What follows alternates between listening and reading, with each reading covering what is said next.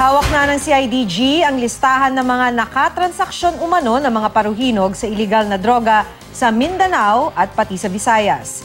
Ito raw ang laman ng papel na sinubukan pang itago ni Ozamis Vice Mayor Nova Princess Paruhinog. Suportado naman ni Pangulong Rodrigo Duterte ang mga pulis na nagsagawa ng raid sa pamilyang matagal daw naghari-harian sa Ozamis City. Makibalita tayo kay Mariz Umali. Kalat ngayon sa social media ang videong ito ng raid ng pulisya sa bahay ni Vice Mayor Nova Princess Paruhinog nitong linggo.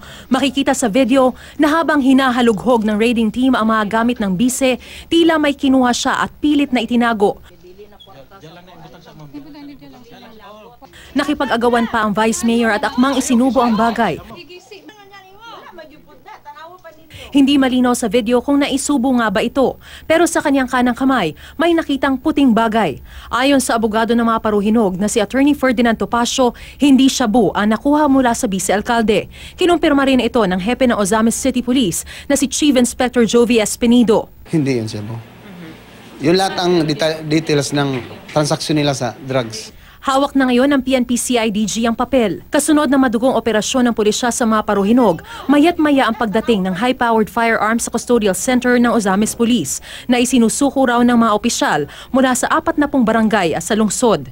Lahat ng mga baril i-dispose sa mga tao nila para kung may trabahoin, ikaw magtrabaho doon, tapos ikaw magtrabaho, assignment ba, designation, task sa kanila na okay.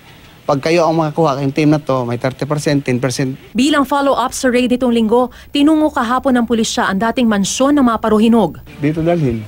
Dito dinadalhin tapos Yung mga kompetensya, yun nga inanap natin ngayon kung saan inilibing ba.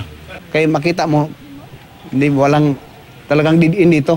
abandonado na ang lugar na pinag-iba ng nasawing alkalde nang umupo sa pwesto si Pangulong Duterte.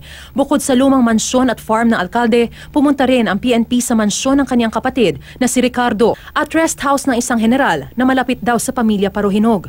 Umaasa naman sa Espinido na tuluyan ng matutuldukan ang kalakaran ng iligal na droga na ilang taon na aniyang nagahari sa lungsod. Sa katunayan, sumuko na nga kay Espinido ang isang dating hitman umano ni Mayor Reynaldo Sr. Samantala, nagpadala naman ng augmentation force sa Ozamis City si PNP Chief Ronald De La Rosa.